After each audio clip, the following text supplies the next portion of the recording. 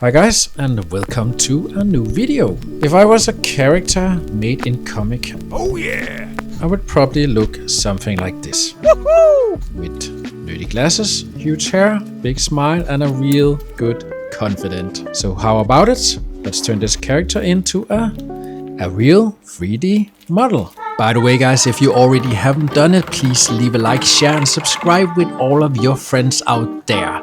I appreciate all of you. Thank you so much, and let's continue with the video.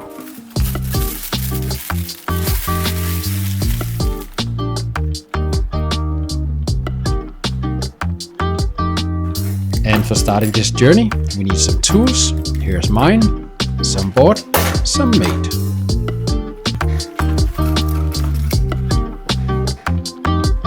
To start with, I'm gonna cut a line for the eyes. I'm gonna make a center line. And then I'm gonna cut a line for the mouth, so I know where to build from.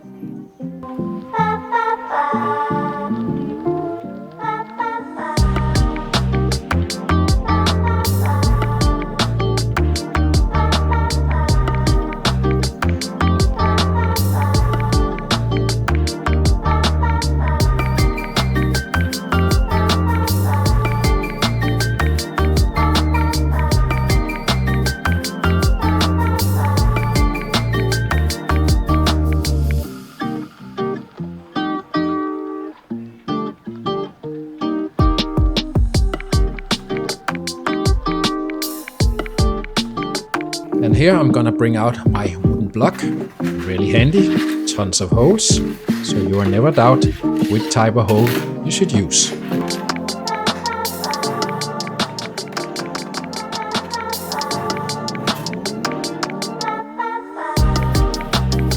As for the wiring, I'm gonna use masking tape to connect the wires.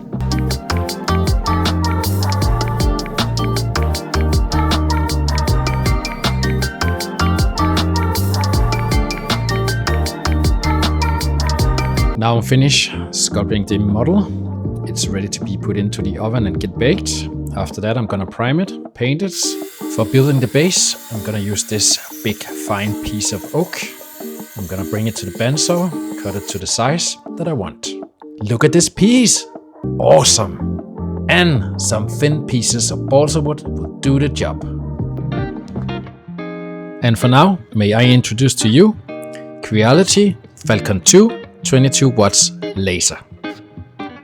This machine uses a powerful software called Lightburn. Simply open the program and start creating, using measuring as millimeters, making shapes after needs, and then send the signal to the machine. By the way, this video is not sponsored by Creality. Instead, I spent it my own money. So that leaves us to the building of the floor.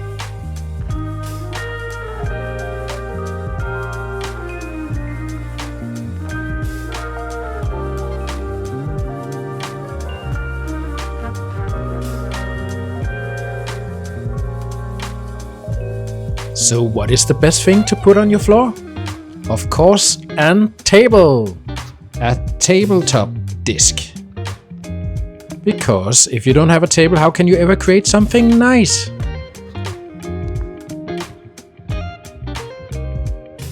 And of course, it also needs drawers.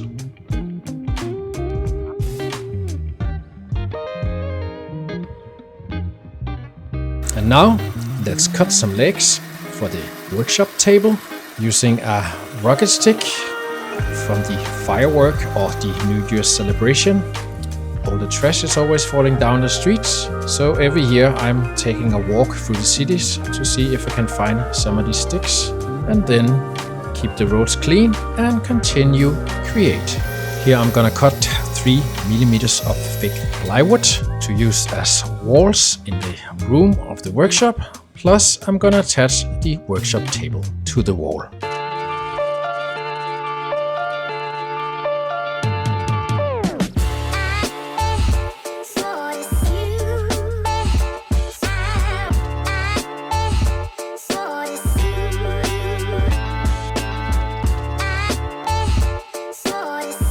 And for now, something totally different. Here is a styrene rod. I'm gonna cut it on my bandsaw because now we are actually going to make the machines. So for this one, I'm choosing to go with the drill press. So a good advice for all of you guys out there that find it interesting to scratch build but doesn't know how. One thing is to always save your small pieces of plastic. Doesn't matter where it comes from, just always save it, because you never know that one day it might come in handy.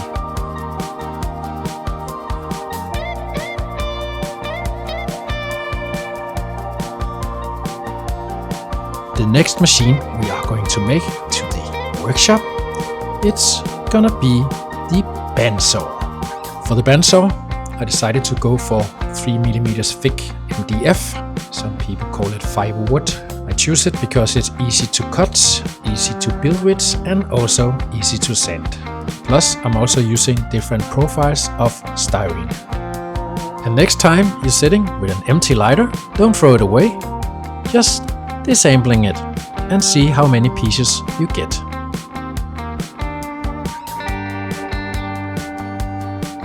It's time for prime. Here's my paint gun, here's my Vallejo primer, and here's my Vallejo thinner.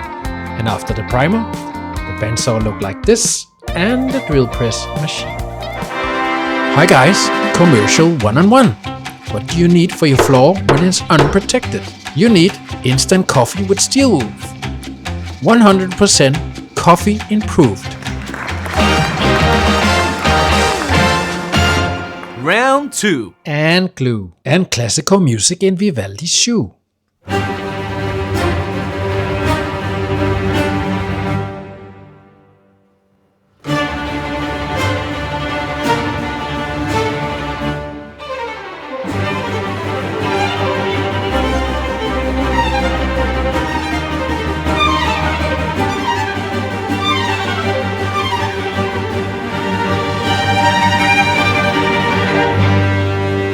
Attention! And for now, let's paint the drill press and the bandsaw. Round 3.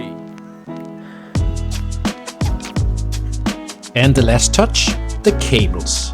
And for no cables, no electricity. And without electricity, no miniature build. And some color for the door, and dabbing for some structure. And for the wonderful product, Mod Podge.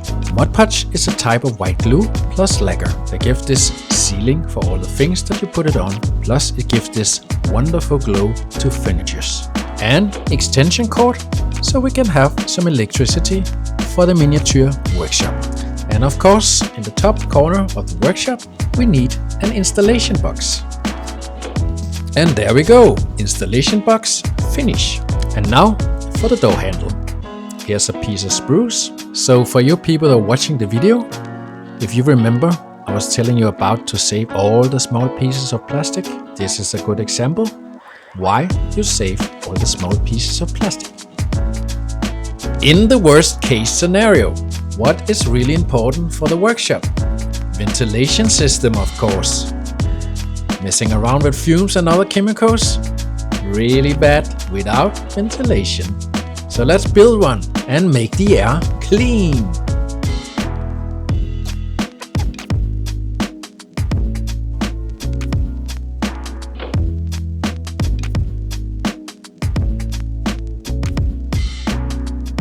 Now the basic stuff are installed in our miniature workshop. Let's focus on the small things. What do you need for actually building miniatures in a workshop? I say, let's start building different type of paints. After finish up all the small miniature bottles, painted with different colors, clear coat of crystal clear resin, cured with the UV lamp for a couple of minutes, it's time to make the small miniature rack. All the bottle fits in the holes, perfect. Let's place it on the table so the artist can get ready to paint. And of course, we need a wet palette so we can mix all these beautiful colors on the palette. And of course we need some stools and some tools, but in this case it's only one stool.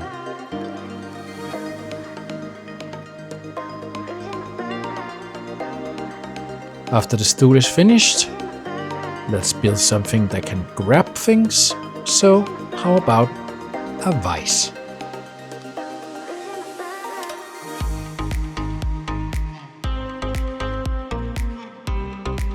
And for the last electricity, I'm gonna place a socket.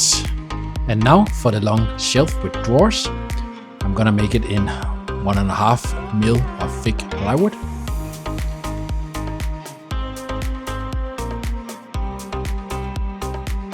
And after finish up all the drawers, painting them, I'm gonna put knobs on all the shelf made of brass. Here are some empty packages, been used to contain a lot of small sensors. If you haven't already guessed it or haven't seen the vision I have in my mind, I was thinking to make a radiator. And what would it be to have a workshop that you cannot go to in the winter time? So let's heat up this workshop for 20 degrees Celsius. And now let's paint the mini drawer unit for the workshop. You know, where you can save and storage all your small bits and bobs, all the small nips and knobs, all, just mini small things. And here is things we need for the workshop. So let's start building a lot of small things. And then we need tools. Of course we need tools for the workshop, but these tools are not ordinary tools. These tools are really small. Because when you're building miniature, you need to have small things. The things we miss in the workshop. So let's start with the fantastic coping saw. And of course the hand saw. The angle and the 3-angle ruler. After been painting the saw, we are moving on to the next couple of tools. We are starting with the heat gun, the glue gun and the drill machine.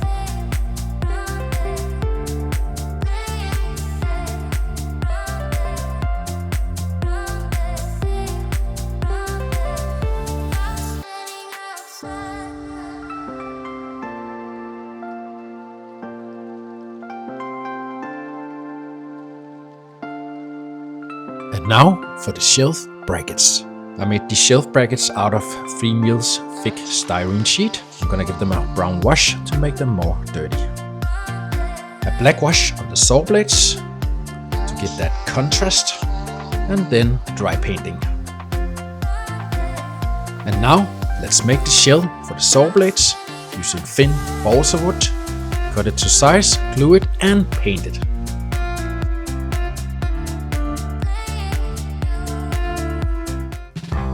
And now for the safety of your workshop.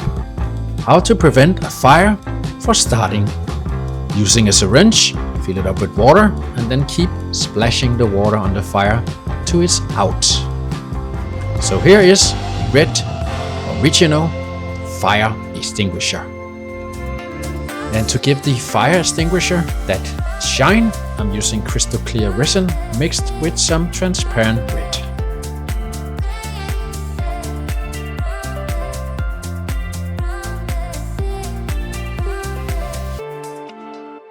And now for the trash bin, using styrene for the ring and plastic bits for the handle. And for the plastic bag that goes into the trash bin, cut it down to size, use a blowtorch, melting the edge together, and then you have the perfect size. After been painting it, give it a brown wash to make it look really dirty. It's time to fill up the bag with sawdust and pieces of wood. And for the spray cans, white, black and clear coat. And for painting details, we need something a lot smaller. So let's go making a airbrush compressor.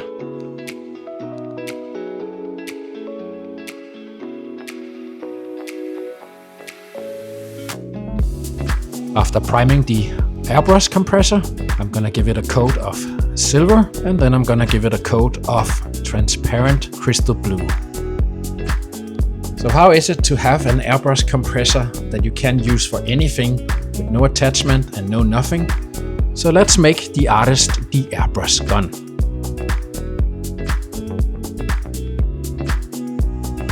But we also need something to hold the airbrush gun.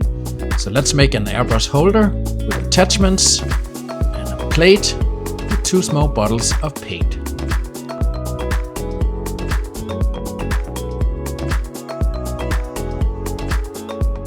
And now for some tools. Let's take a styrene tube, cut it to pieces, attach a steel wire, and then we got a bunch of screwdrivers. And then we need a lot of bottles, different sizes, different shapes.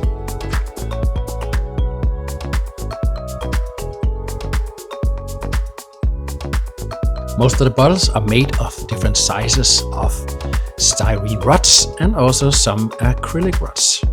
Cut to different shapes and forms, sizes, and sanded, and then attached with glue and some crystal clear resin. For the bigger can, I'm gonna use 3 parts of styrene. I'm gonna attach 2 small steel rings in both ends. Gonna use aluminum tape to get it to look like that can I have in my mind. After all the small bottles have been primed, it's time for the branding. Let's put all the small names and marks on the bottles, and let's paint them and put them up on the shell.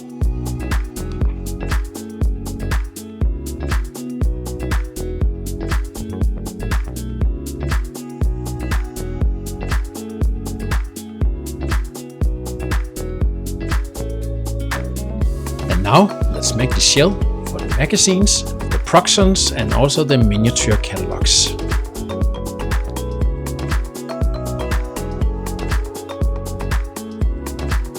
And of course, some markers for the artist to draw with and a storage unit, so he can use them when he feels the need. And now, ladies and gentlemen, we are at that point where we are finished with all the small things for the miniature workshop. And now it's time for painting the artist himself. Before I show you the last recording of the video, I just want to shout out to all of you guys. Thank you so much for sticking with me. And now the big reveal. May I present to you the artist and his miniature workshop. Have a wonderful day, guys. Bye.